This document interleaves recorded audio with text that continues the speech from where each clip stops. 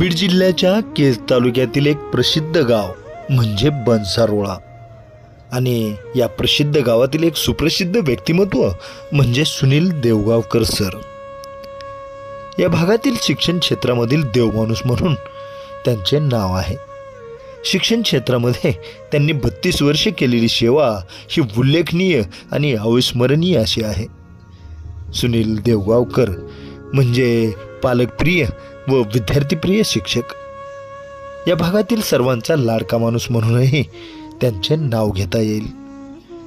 आपली शाळा म्हणजे आपले मंदिर व विद्यार्थी म्हणजे आपले दैवत हे समजून त्यांनी आपला पूर्ण वेळ फक्त आणि फक्त शाळेसाठीच दिलेला आहे। 32 वर्षाच्या सेवेनंतर ते आता सेवानिवृत्त होत आहेत। आदर्श विद्यालयामधील एक आदर्श व्यक्तिमत्व, आदर्श शिक्षक म्हणून त्यांनी आपली वेगळी ओळख निर्माण केलेली आहे। त्यांच्या शाळेतील विद्यार्थी, त्यांच्या शाळेतील सहकारी आणि पालक मंडळींमध्ये या सुनील देवगावकर सरांच्या बाबतीत नेहमीच मोठा आनंद राहिलेला आहे। म्हणून अशा या विशेष व्यक्तिमत्वाच्या शिक्षण क्षेत्रातील देवमाणसाच्या आजच्या विशेष कार्याचा थोडक्यात आढावा घेणारी संतोष रोकडे यांनी घेतलेली ही विशेष मुलाखत पहा न्यूज 1 महाराष्ट्र वाहिनीवर।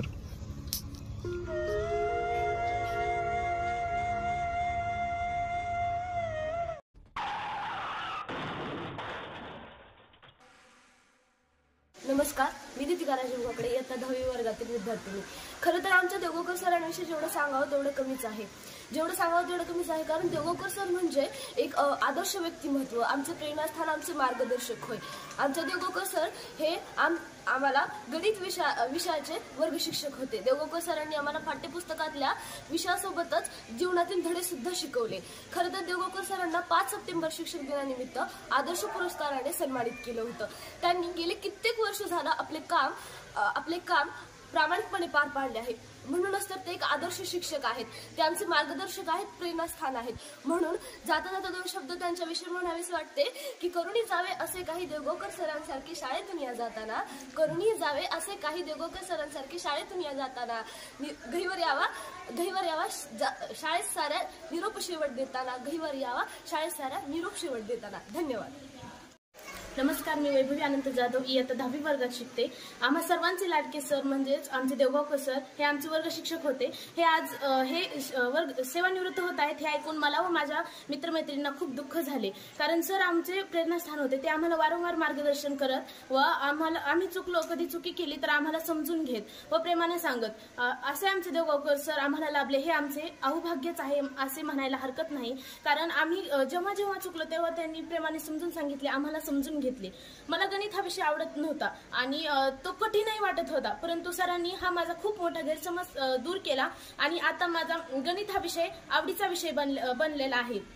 सर नेहमी आम्हाला मार्गदर्शन करत आणि आयुष्यात कुठल्या क्षणाला कसं जगायचं हे सरांनी आम्हाला शिकवलं।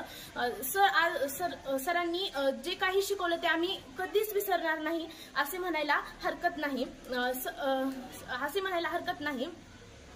सर नेहमी म्हणत, जेव्हा आम्ही वर्गात शिकवायचे तेव्हा आम्ही म्हणायचो, आम्ही धिंगामस्ती करायचो, त्यावेळेस सर म्हणायचे इंटरेस्ट नसेल तर बाहेर जा असे म्हणताना तेव्हा आम्ही खूप हसायचो। पण आता वाटतं सरांचा तो डायलॉग, सरांचे ते बोलणे पुन्हा कधी ऐकायला भेटेल का असं कधीच वाटत नाही। हा सर्वांसमोर एक खूप मोठा प्रश्न आहे।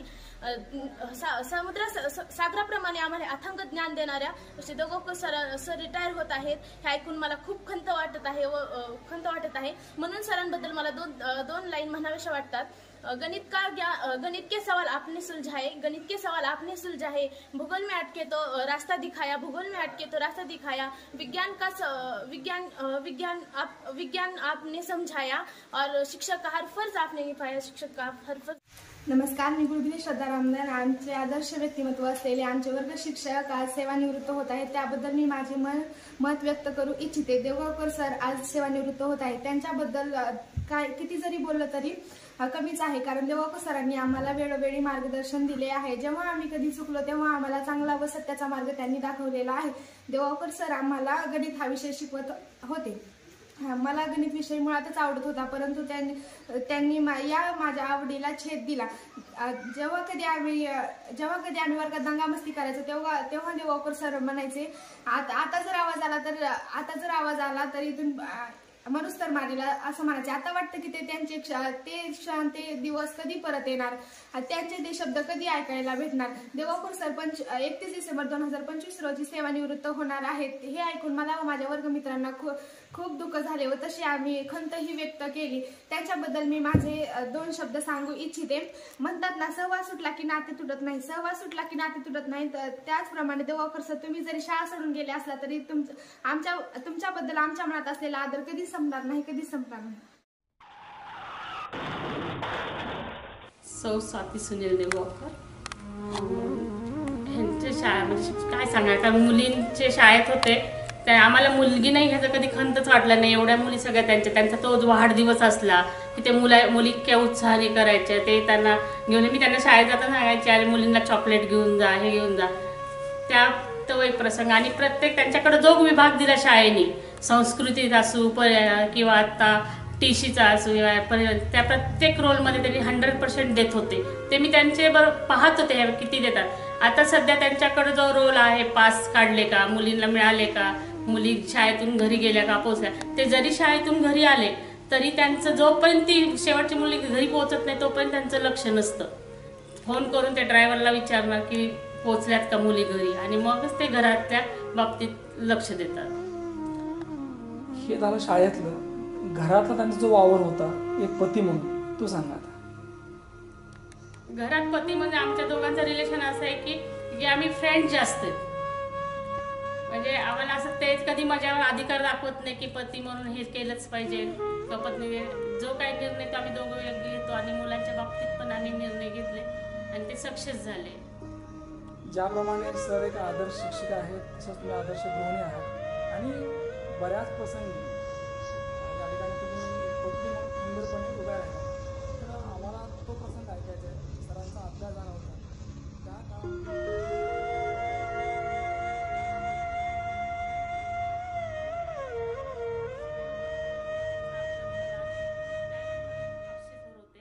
कापशी सरांचा मला फोन आला की आम्ही मला आतूनच एक केलं झालं की काहीतरी वेगळं झालंय.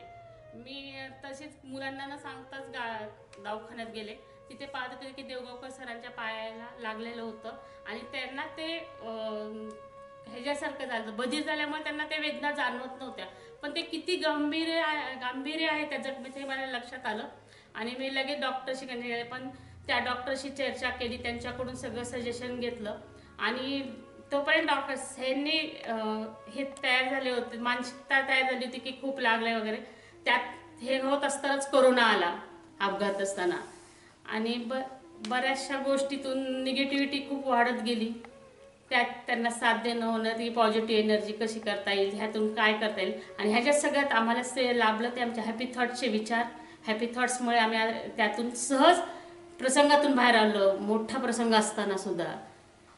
जी माणसं डिवोटेड असतात, ज्यांनी पूर्ण आयुष्य आपलं समर्पित केलेलं असतं, अशा लोकांकडनं की ती व्यक्ती कोणी असेल, घराकडे थोडं दुर्लक्ष होतं, आणि त्यांच्या बायकांची म्हणजे पत्नींची एक तक्रार असते की आम्हाला वेळ दिला नाही. तशी तुमची काही तक्रार आहे का? नाही, माझी मुळीच तक्रार नाही, कारण मला अभिव्यक्ती स्वातंत्र्य मिळालं. मी ते तक्रार नाही करणार, कारण त्याने जर केलं असतं त्यात अधिकार गदाले असं वाटतं सर. कारण मला माझे अधिकार सगळे वापरता आले, आणि मला माझे स्वतंत्र निर्णय घेता आले. ह्यात मी पॉझिटिव्ह पाहते. मला त्याच्यात आता सर पूर्णपणे सेवानिवृत्त आहेत, सेवेतनं मुक्त आहेत, आणि आता भरपूर वेळ दोघांकडे आहे.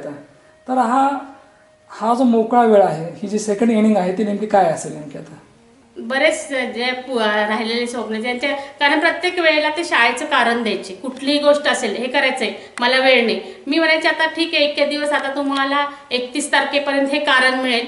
इथून पूर्ण आता दुसरं कोणतं कारण शोधतायत मला माहीत नाहीये, पण इथून पुढे आम्ही पूर्ण समाजासाठी कार्य करणार आहोत.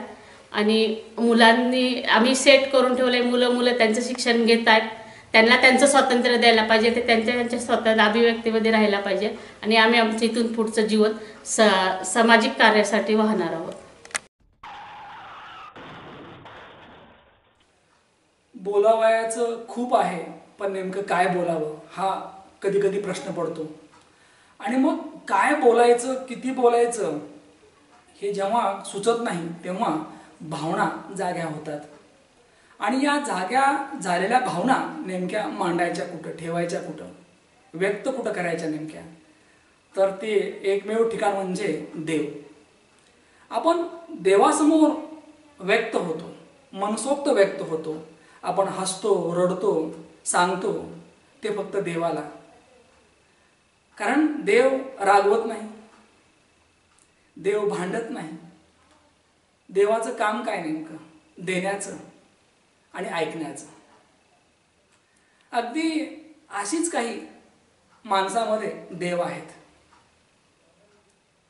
कारण देव ही जी व्याख्या आहे, जिथं प्रामाणिकपणा आहे, इमानदारी आहे, सच्चाई आहे, तिथं देव.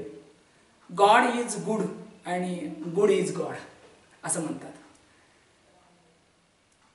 केज तालुक्यातील बनसरोळा या गावामध्ये आदर्श माध्यमिक व उच्च माध्यमिक विद्यालय,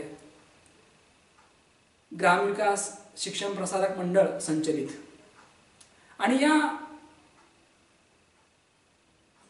शाळेचं, या शैक्षणिक संकुलाचं रोपटं कोणी लावलं असेल बरं? हे रोपटं लावलं कैलासवासी कल्याणराव काकडे दादा गुरुजी. आणि या ज्ञान मंदिरामध्ये मागच्या 32 वर्षापासून ज्ञानदानाचं काम करत असलेले श्री सुनील देवगावकर सर. जसा मंदिरातला देव आहे तसाच हा आदर्शमधला देव. मी यासाठी म्हटलं कारण सरांचे जे सहकारी आहेत, कोणी देव म्हणतं, कोणी देवा म्हणतं, कोणी देव बाप्पा म्हणतं, कोणी देवगावकर सर म्हणतं. कुणीही हाक मारा, कशीही हाक मारा, उत्तर एकच होतं या 32 वर्षामध्ये, हाजी. मला असं वाटतं हे उत्तर कायम लक्षात राहील. आणि जर गुरुजीमधला गुण सांगायचं म्हटलं तर यादी कमी पडेल, इतके गुण आहेत.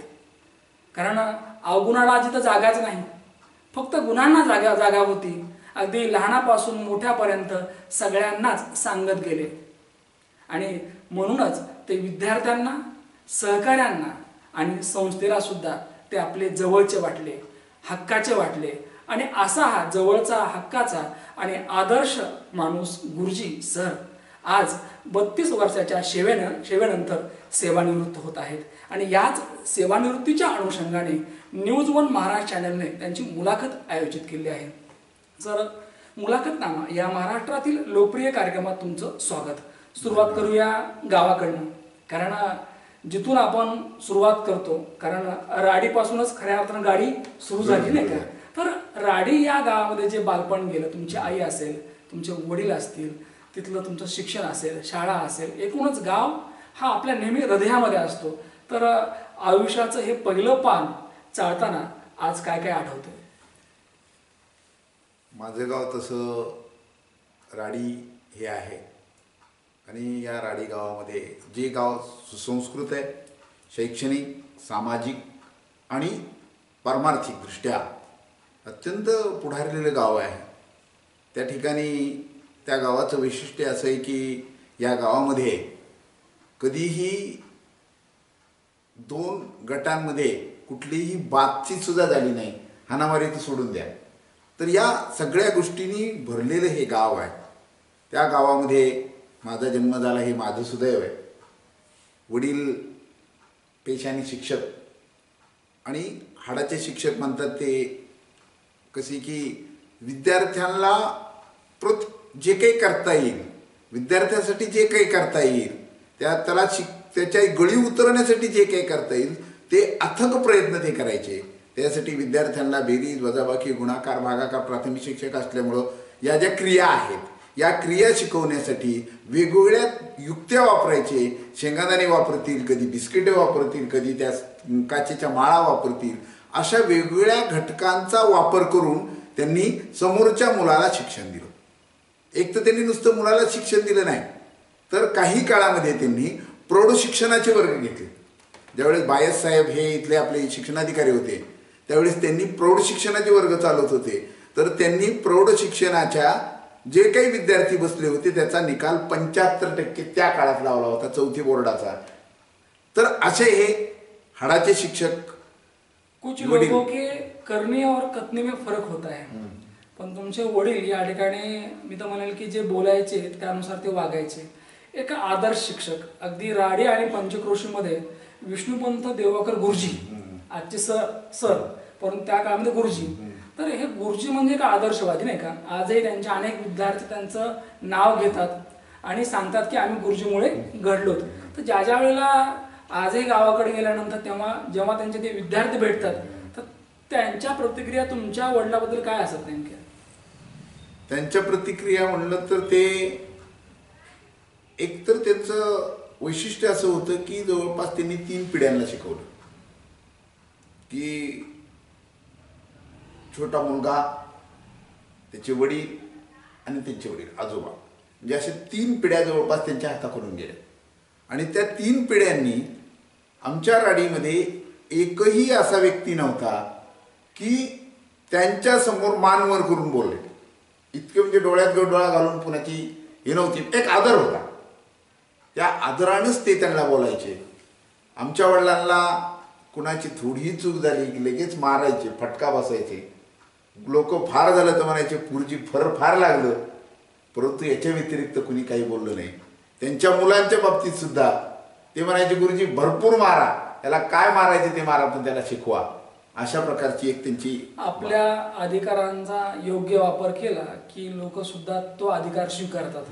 सर, जसे समाजामध्ये शाळेमध्ये तुमचे गुरुजी तुमचे वडील होते त्याचप्रमाणे त्यांचा घरातला वावर कसा होता? म्हणजे तुम्हाला तुमच्या भावंडांना त्यांनी जे घडवलं नाही का, प्रसंगी प्रेमाने आणि प्रसंगी रट्टा मारून, दोन्ही पद्धती. तर काय नेमकं म्हणजे घरातले तुमचे बाबा कसे होते नेमके, म्हणजे तुमच्या आयुष्यात? आमच्या वडिलांच्या बाबतीत जर सांगायचं झालं तर घरामध्ये त्यांची संपूर्ण शिस्त असायची. आणि शिस्त असून सुद्धा त्यांच्यामध्ये आळस नव्हता. आळस हा त्यांच्या थाऱ्याला नव्हता. तर ते सकाळी पहाटे 4 वाजता उठायचे आणि संध्याकाळी रात्री 8, 8:30, 9 वाजता झोपायचे. तर असं हे असताना सुद्धा आम्हाला सुद्धा शिस्त लावण्याचा प्रयत्न केला, पण आम्ही काही तेवढ्या शिस्तीमध्ये राहू शकलो नाही, हे आमचं दुर्दैव आहे. परंतु त्यांनी शिस्तीमध्ये जीवन काढलं. ते प्रत्येक वेळी माझ्या जीवनामध्ये एक प्रसंग आहे. मी पहिलीतही नव्हतो, पहिलीत असेल, पहिलीमध्ये असताना तो भागाकार शिकवत होते आणि भागाकार शिकवत असताना 202 2-0 अशा प्रकारचं बाकी आली होती. आणि त्या बाकीसाठी ती बाकी किती, तर त्या काळामध्ये आम्हाला वाटायला लागलं की इकडे 0 इकडे 0 म्हणजे बाकी 2. मी बाकी 2 सांगायची आणि त्यांनी प्रत्येक 2 सांगण्याला 1 फटका मारायचा. असे जवळपास 2 ते 2.5 तास मी मार खात होतो. परंतु त्या काळामध्ये ते वाईट वाटायचं. परंतु आज समजतंय की त्या क्षणाची किती गरज होती. देवगावकर सर म्हटलं की मी मगाचा उल्लेख केला की आदर्श शिक्षक, एक आदर्श व्यक्तिमत्व. परंतु जसं आपण लहानपणाचा विषय काढतो त्यावेळेला प्रत्येक मुले खोडकर असतं. तर मला अगदी आवर्जून विचारायला आवडेल की तुम्ही कसे होतात नेमके? तसं बघितलं तर माझ्या इतकं खोडकर कोणी नसेल. की काहीतरी उद्योग करणारा माणूस, उद्योग करणारा मुलगा असं होतं. प्रत्येक त्याच्यामुळं कुठं लागायचं काय व्हायचं, परंतु घरच्यांना भीतीपोटी सांगायचं नाही. पण शेवटी आई आहे, आईच्या ते लक्षात यायचं आणि तिनं मग ते सगळं दुखणं नीट करायचं. पण वडिलाला सांगायची सुद्धा आमची ताकद नव्हती. म्हणजे त्यांची शिस्त होती. अनेक खोड्या आहेत, त्याची लिस्ट पण फार मोठी आहे. तर आम्हाला एक खोडी अशी सांगा की ती कायम तुम्ही ती डेअरिंग म्हणून केली. खरं तर म्हणजे आता लक्षात येतं की ते फार अवघड होतं, पण ते आपण करत होतो. ते आमच्या वाड्यामध्ये मागे एक आड होता आणि आडावर असं एक शेवग्याचं झाड होतं. म्हणजे ते कुचका असतं, खरं तर कुचका असतं ते. आणि त्या कुचक्या झाडावर सारखं चढायचं. आमचे शेजारी जे होते त्याचे लक्ष ठेवायचे सारखे, कारण ते झाड जर पडलं तर आडातच. तर अशा खोड्या आम्ही फार करायच्या. कुठे वर चढणे, काही काय करायचं नाही नाही, सगळे खोड्या करायचे. म्हणजे अगदी वागण्यामध्ये बिनधास्तपणा होता. बिनधास्तपणा. सर, तुमच्या वडिलाबद्दल जसं बोललात तुम्ही, एक आदर्श व्यक्तिमत्व, तर आईच्या आठवणीमध्ये रमताना काय काय आठवतं? आई कशी होती नेमकी? आईच्या काय नेमक्या आठवणी आहेत? आणि ज्या माऊलीने एवढं सुंदर रत्न घडवलंय, आम्हाला त्यांच्याबद्दल ऐकायचंय. तर आमची आई जर बघितलं तर तसं ती फार शिकलेली नव्हती. 2री 3री 4थी काहीतरी असेल त्या काळामध्ये. तिचं शिक्षण हे आत्याकडं झालं वसमतला.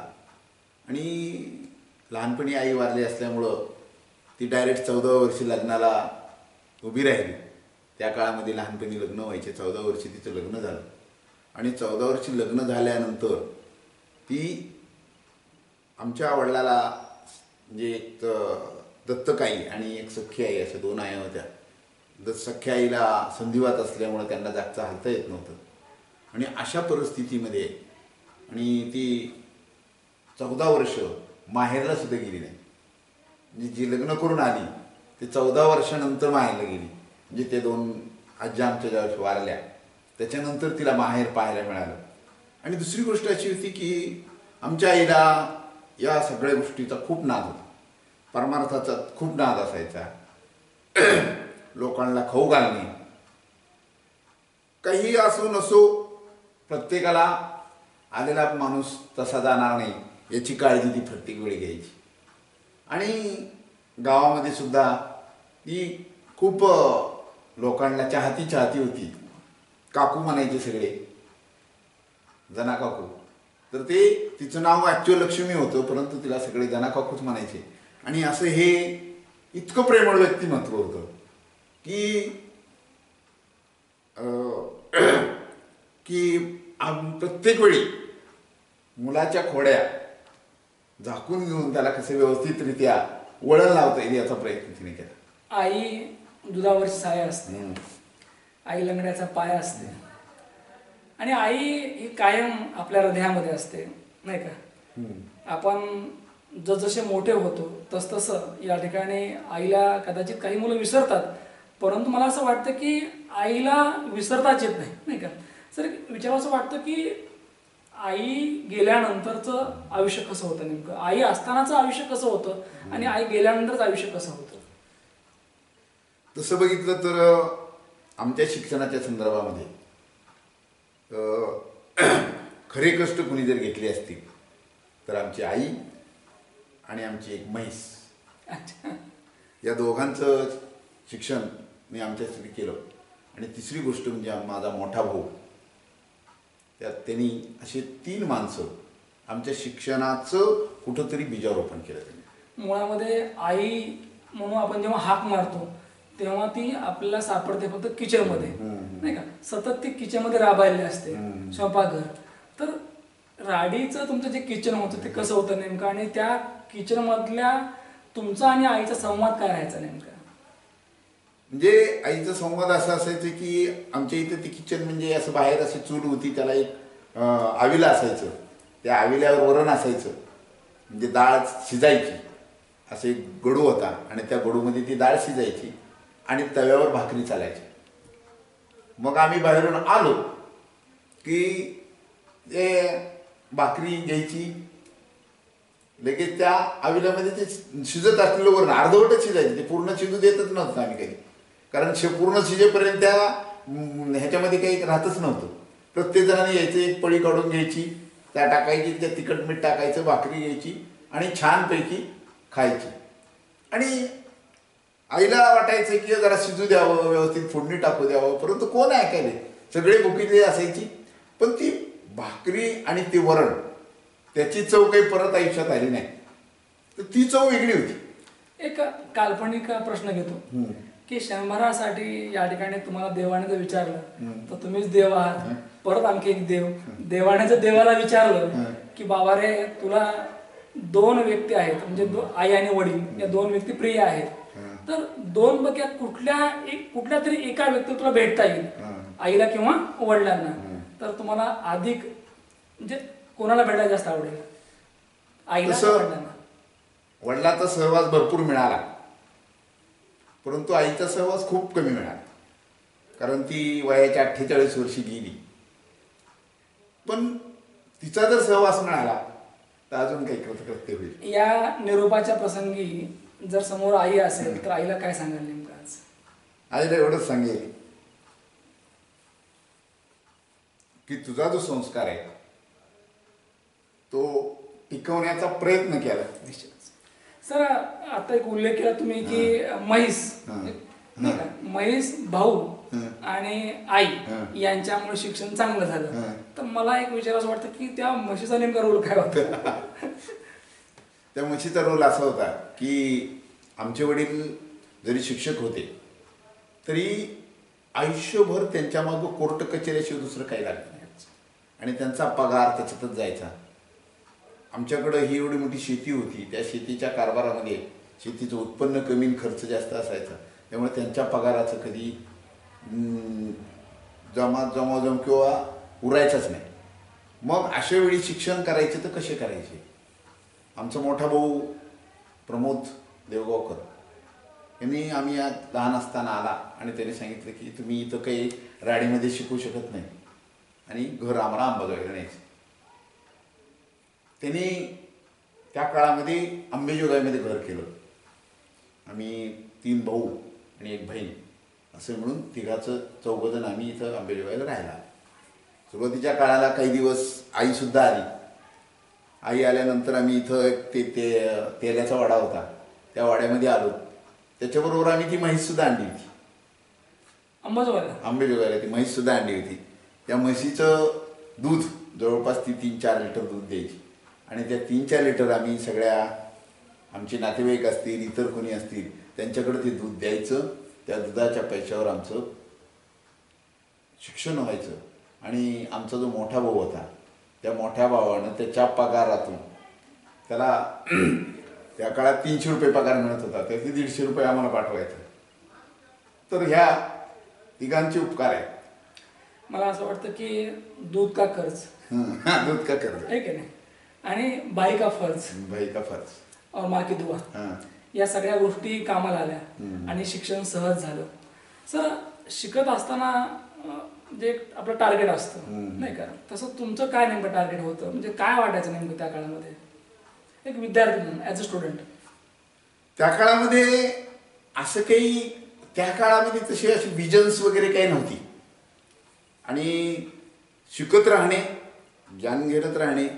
आणि त्या काळामधले जे अट्रॅक्शन्स होते ते इंजिनियर्स, डॉक्टर्स अशा प्रकारचे अट्रॅक्शन होते, परंतु त्या प्रत्येकाला तिथपर्यंत पोचता येईल असं नाही. तसं माझ्या जीवनामध्ये तसं झालं. 12वीमध्ये अभ्यास कमी पडला आणि मला काही कुठं नंबर इंजिनिअरिंगला लागला नाही, मेडिकलला लागला नाही. आणि मग मी योगेश्वरी महाविद्यालयातच BSc मॅथमॅटिक्स केलं. BSc मॅथमॅटिक्स तिथं करून मग पुढं MSc मॅथमॅटिक्सला तिथंच ॲडमिशन घेतलं मी, कारण मला प्राध्यापक व्हायचं होतं.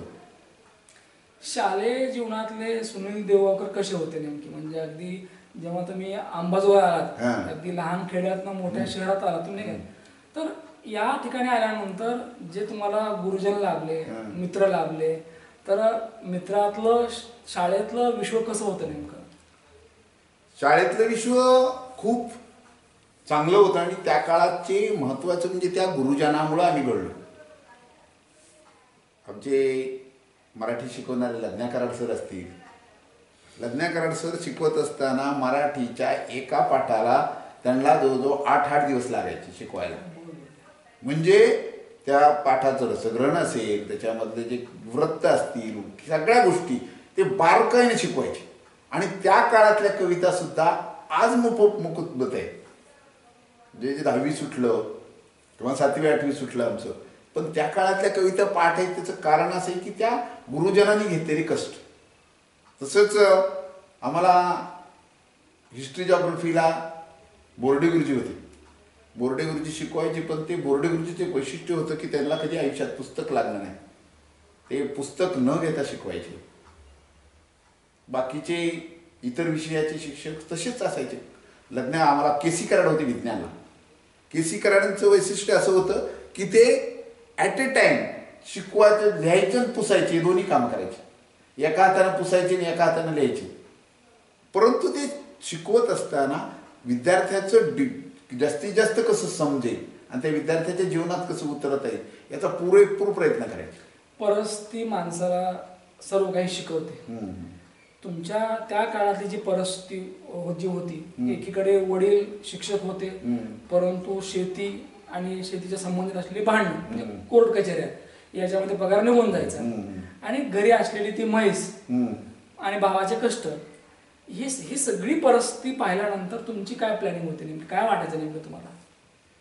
तेच वाटायचं की ते ह्याच्यामधून आपण कुठेतरी शिकलं पाहिजे आणि शिकण्याची जिद्द तिथं निर्माण झाली. शिकण्याची जिद्द तिथं निर्माण झाली. त्याचं कारण असं होतं की जर शिकलो नाही तर करणार काय, हा प्रश्न होता.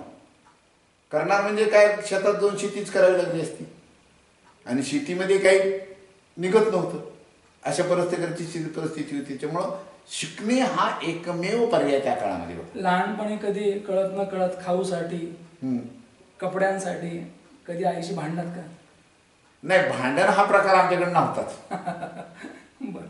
वर्षाच्या काठी आम्हाला 2 ड्रेस असायचे, एक दिवाळीला आणि एक गुढीपाडव्याला. म्हणजे ते ठरलेलं होतं.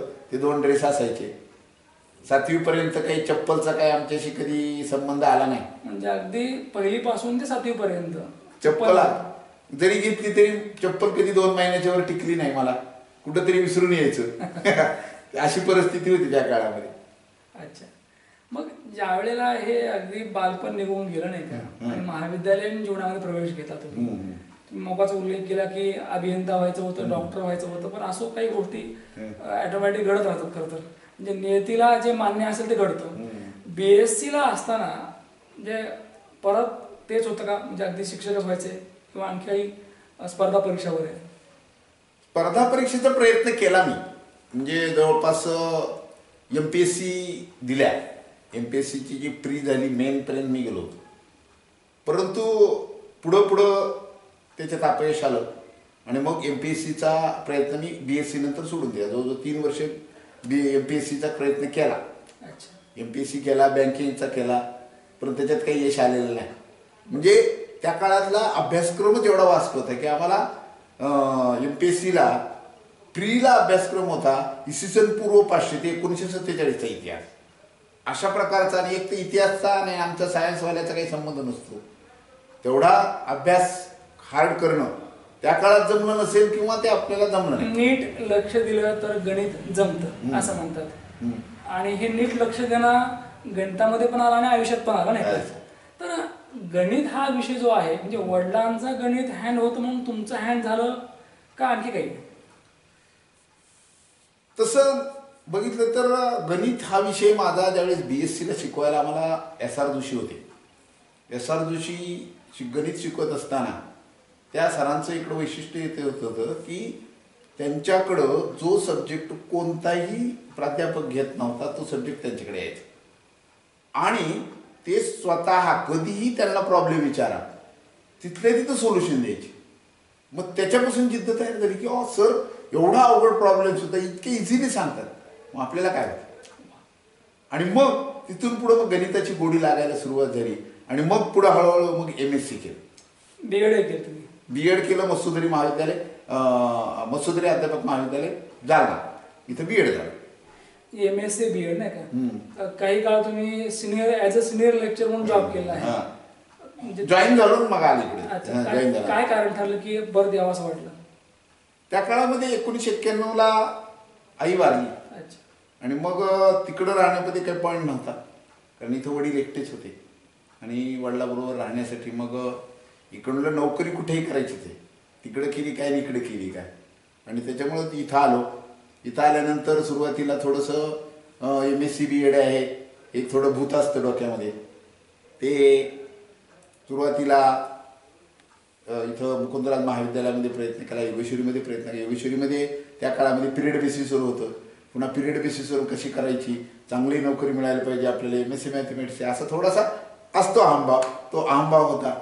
आणि मग मुकुंदराजमध्ये काही झालं नाही काम, प्रयत्न केले होते, परंतु तिथं ते शाळेवर करण्याचा प्रयत्न केला होता.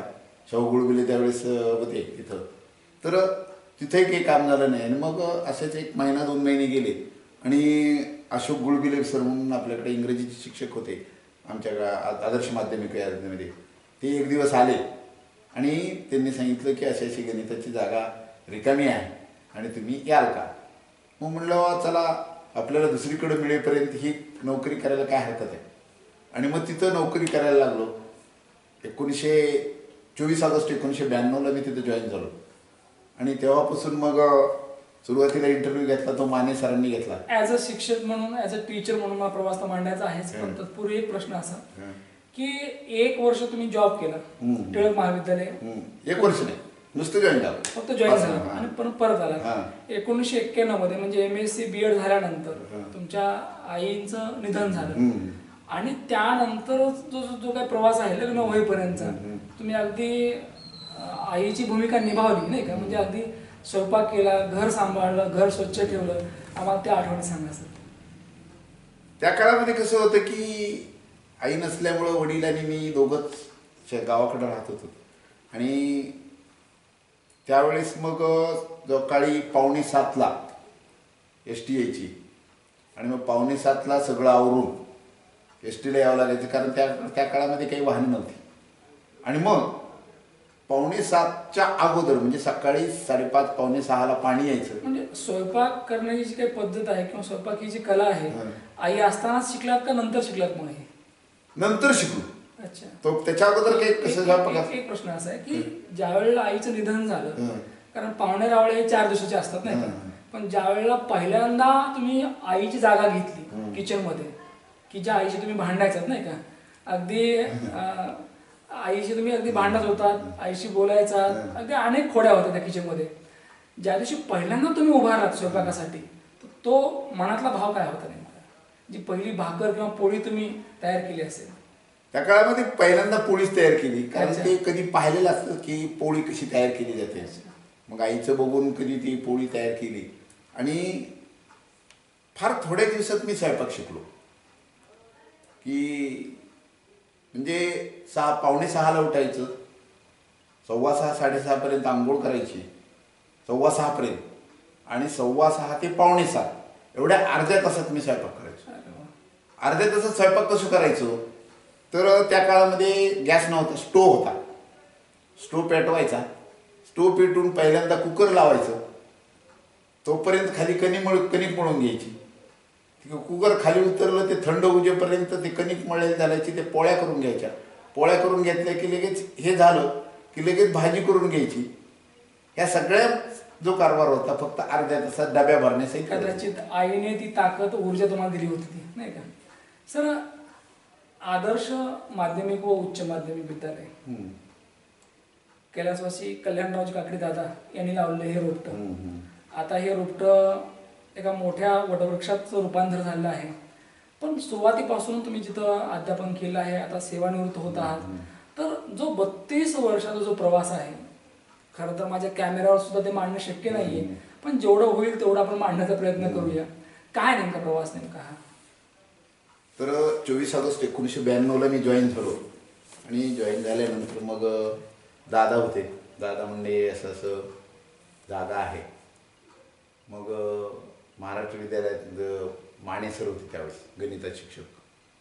तर त्यांनी मला शिकवायला लावलं. शिकवायला लावल्यानंतर त्या वर्गात मी शिकवलं. माने सरांनी ऑब्झर्वेशन केलं आणि त्यांनी माने सरांनी सांगितले की बोर्गा बरा आहे. मग दादांनी लगेच मला ठेवून घेतलं आणि त्या काळामध्ये मला 500 रुपये पगार होता. म्हणजे ज्या काळात पगारच नव्हती लोकांना त्या काळात मला पगार द्यायचे. आणि मग सुरू झालं असं करत करत करत ते सुरू झाल्यानंतर सुरुवातीच्या काळामध्ये त्या शंकरदेव जोशी यांच्या वाड्यामध्ये ती शाळा भरायची. 2-3 वर्ग होते, सगळे मिळून विद्यार्थी 30-40 विद्यार्थी असतील, 30-1 विद्यार्थी होते सगळे मिळून. त्याच्या अगोदर 90-91चा काळ असेल, परंतु आमच्या वेळेस मात्र 30-40 विद्यार्थी होते. त्याच्यामध्ये 10वीला 2-3, 8वीला 4-5 अशा प्रकारची सगळी विद्यार्थी संख्या होती. आणि दुसरी गोष्ट कशी होती की लोकांना ही शाळा चालेल का नाही याच्यावरच विश्वास नव्हता. हे म्हणायचे केव्हा बंद पडेल काय सांगता येत नाही. मग हळूहळू आम्ही ती शाळा इकडं विनायकराव काकडे यांच्या माळवदामध्ये आणली आणि मग हळूहळू आता मग प्रयत्न असा सुरू केला की गावातली संख्या आम्हाला मिळत नव्हती. कारण गावातल्या लोकांचा विश्वास साहजिकच आहे. एवढं मोठं नाव होतं, दादांचं नाव होतं, नारायणदादासारख्या एक शिक्षण महर्षीचं नाव होतं, त्यांचं डिव्होशनही होतं तिथं. अशा या शिक्षण महर्षीच्या वातावरणात टिकणं हे फारसं तेवढं सोपं नव्हतं. आणि मग त्या काळामध्ये आम्ही जीप लावली. पहिल्यांदा पटेल म्हणून होता, पटेलची जीप लावली. पटेलची जीप लावून विद्यार्थी आणायचे, बाकीच्या शेजारच्या गावाकडून ते यायचे. ते पटेलची जीप कधी बंद पडायची, कधी चालू व्हायची. तर अशा प्रकारचे ते चालू होतं. पुढं मग दुसऱ्या आम्ही एक जीप घेतली. त्याच्यानंतर एक आम्ही टेम्पो घेतला. त्याच्यावर नावच होतं दिल्या घरी तू सुखी राहा. तर असा हा टेम्पो होता. तो टेम्पो असा होता की त्याला दिवसातून 3 वेळेस नीट करावं लागायचं. परंतु त्यावेळेस एक जिद्द होती की आपण काहीतरी केलं पाहिजे, ही आपली शाळा टिकवली पाहिजे. आणि मुळामध्ये दादांचं मार्गदर्शन खूप होतं.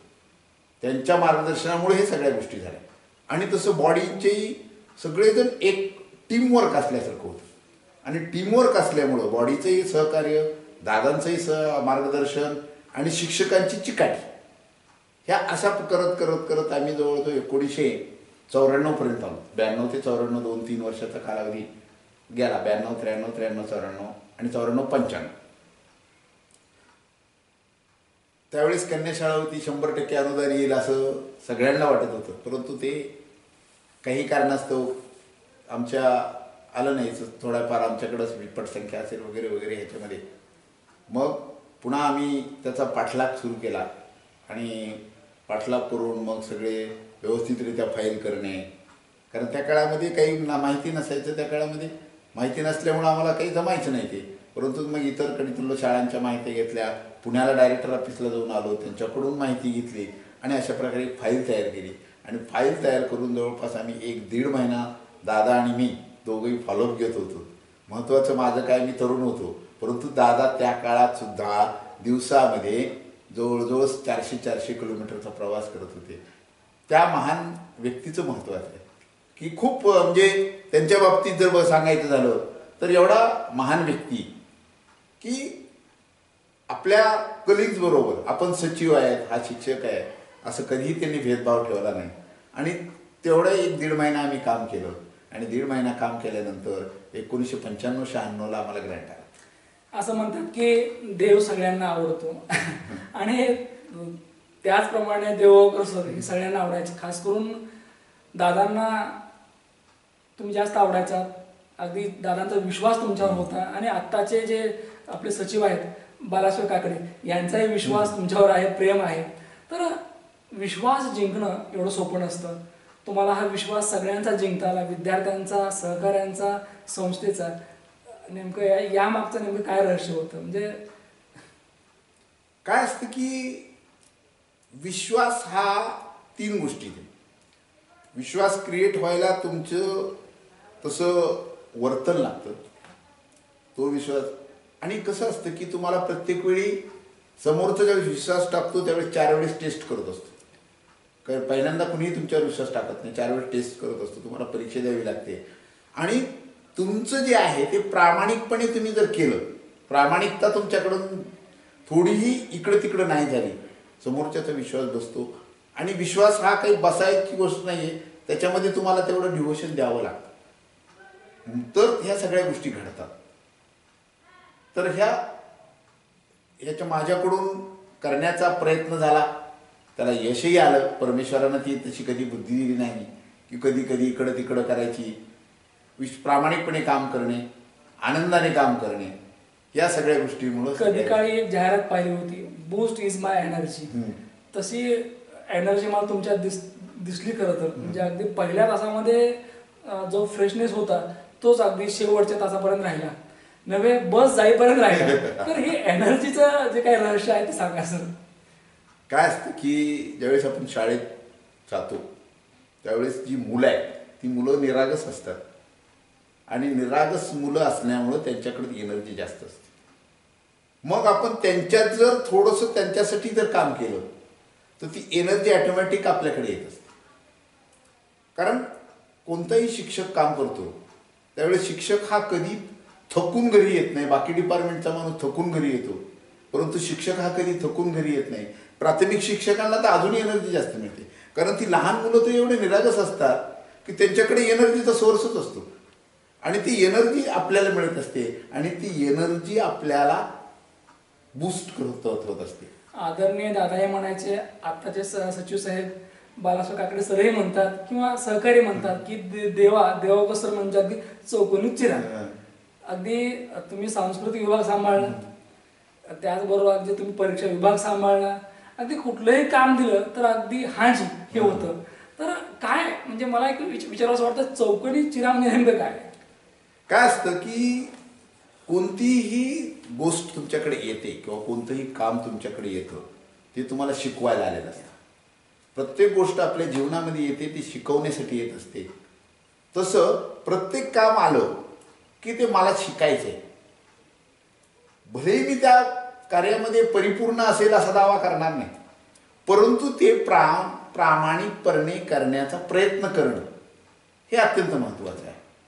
आणि त्या दृष्टीनं प्रत्येक गोष्टीमध्ये कोणताही संस्कृती विभाग आला, संस्कृती विभागामध्ये आपल्याला काही करता येईल का, त्याच्यावर काय आपल्याला करता येईल का, त्या काळामध्ये जयंत्या घेणे, त्या काळामध्ये ते वेगवेगळ्या उपक्रम करणे, त्या काळामध्ये सांस्कृतिक स्पर्धा घेणे. त्यावेळेस पहिल्यांदा आम्ही प्रश्नमंजुषा स्पर्धा सुरू केली सांस्कृतिकमध्ये, तर ते घेण्याचा प्रयत्न केला, कारण त्याच्यामध्ये काहीतरी नवीन करता येते का.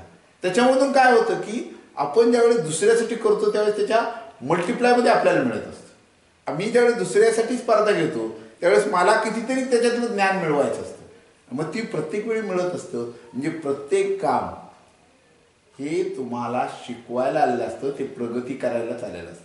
त्यामुळे कुठलंही काम आलं तरी नकार कधी द्यायचं, नकाराची घंटा कधी माझ्याकडून गेली नाहीत आणि त्याची बुद्धी परमेश्वरानं मला दिली नाही. प्रत्येक कामाला शिकत गेलो. भलेही मी असा दावा करणार नाही की त्या कामामध्ये परिपूर्ण आहे. शिक्षणामध्ये शिकवताना सुद्धा जेवढं देण्याचा प्रयत्न केला, भले मी म्हणणार नाही की मी गणितामध्ये परिपूर्ण आहे, कारण प्रत्येक व्यक्ती कुणीच परिपूर्ण नसतो, परंतु परिपूर्ण नसलो तरी त्यांच्यापर्यंत ते पोहोचवण्याचा प्रामाणिक प्रयत्न मी प्रत्येक वेळी केला. एवढंच आहे. 32 वर्षामध्ये 10वीच्या विद्यार्थ्याकरता घेतला आपण जादा तास, कारण ग्रामीण भागातले विद्यार्थी असतात आणि बऱ्याच वेळेला बाहेर कुठेतरी ट्युशन लावावी अशी परिस्थिती नसते. अशा विद्यार्थ्यांची प्रगती व्हावी, ते स्पर्धेत टिकावेत म्हणून त्यांचा तुम्ही जादा तास घेतला. आणि शाळेत असल्यानंतर अगदी सकाळी 9:30 पासून ते 4:30 पर्यंत कुठल्याही विद्यार्थ्यांना सहज उपलब्ध होणारे गुरुजी म्हणजे देवकर गुरुजी. तर एक विचारावं वाटतं सर की या पूर्ण प्रवासामध्ये जे विद्यार्थी आपण घडवले, काही आम्हाला प्रसंग सांगा असे की जे प्रसंग कायम तुमच्या लक्षात राहिले. विद्यार्थी घडवत असताना विद्यार्थ्यांनी की त्यांच्या जेवढ्या समस्या आहेत सोडवण्याचा प्रयत्न आपण करत असतो आणि ते करत असताना आपणही शिकत असतो. बऱ्याच वेळी विद्यार्थ्याकडून मी शिकलो, काही विद्यार्थी माझे सुद्धा गुरु बनले, कारण त्यांच्यापासून मी बऱ्याच गोष्टी शिकलो. असं होतं नाही असं नाही, परंतु त्याच्यासाठी आपण ते करत जाणं हे अत्यंत महत्त्वाचं आहे. आणि विद्यार्थ्यांमध्ये कधीही आपण विद्यार्थ्यांसाठी उपस्थित राहिलं पाहिजे. आता कापसे म्हणून मुलगी होती, त्या काळामध्ये ती 10वीला असताना अभ्यासक्रम असा होता की MCQचे जे प्रश्न असतील ते वेगळ्या बुक्समधून यायचे. असा 500 प्रॉब्लेमचा सेट होता. तर ते 500 प्रॉब्लेममधलं केव्हाही प्रॉब्लेम टाकायची ती व्हॉट्सअपला, तिला सोडून द्यायचा प्रयत्न मी प्रत्येक वेळी केला आणि बऱ्याच अंशी मी त्याच्यात यशस्वी झालो. महत्त्वाचं कसं आहे की त्या विद्यार्थ्याचं समाधान होत नाही तोपर्यंत आपण काम करत राहणं, आणि त्या विद्यार्थ्याचं समाधान झालं म्हणजेच आपलं समाधान किती झालं. मग महत्त्वाचं कसं असतं की जी गोष्ट तुम्ही पेरता, एक बीज तुम्ही कशा समाधानाचं लावलं, एक बीज लावतो त्यावेळेस हजारो बिया येतात, तसं मी एक त्या विद्यार्थ्याच्या समाधानाचं बीज लावलं तर माझ्याकडे किती समाधानाचे बीज येणार आहेत, लाखो येणार आहेत. ते समाधान मला मिळतं आणि त्या समाधानामुळं या सगळ्या गोष्टी घडतात. 4 दिवस आपण जर आपलं गाव सोडून दुसऱ्या ठिकाणी गेलो तर असं वाटतं की गड्या आपलं गाव बरा. तसं तुमचे बरेच विद्यार्थी या ठिकाणी शाळा सुटल्यानंतर शाळा सोडल्यानंतर 10वी नंतर जेव्हा ते इंजिनिअरिंगला गेले किंवा आणखी इतर कुठल्या तरी महाविद्यालयामध्ये त्यांनी प्रवेश घेतला, त्या वेळेला त्यांची एक रिॲक्शन असायची की याच्यापेक्षा की या शिकवणीपेक्षा आमच्या सरांचं शिकवणं चांगलं होतं, बेस्ट होतं. आणि हे अभिप्राय तुम्ही सुद्धा ऐकले आहेत नाही का? तर गणित शिकवण्याची नेमकी पद्धत कशी होती की ज्या कारणामुळे विद्यार्थ्यांना नेहमीच तुम्ही बेस्ट वाटलात? गणित शिकवत असताना की कुठलाही शिकवत असताना आपण शिक्षक म्हणून मी कधी उभा राहिलो नाही. मी समोर विद्यार्थी आहे आणि मग त्याला किती कसं कळेल हा प्रयत्न माझा राहिला प्रत्येक वेळी, की समोर विद्यार्थी मी बसलेला आहे आणि मला हे शिकायचंय. तर मग विद्यार्थ्याला कसं कळलं पाहिजे आणि मग त्याच्यामधून ते मग शिकवलं जायचं किंवा प्रत्येक गोष्ट तुम्हाला कळली का, प्रत्येक स्टेप कळली का.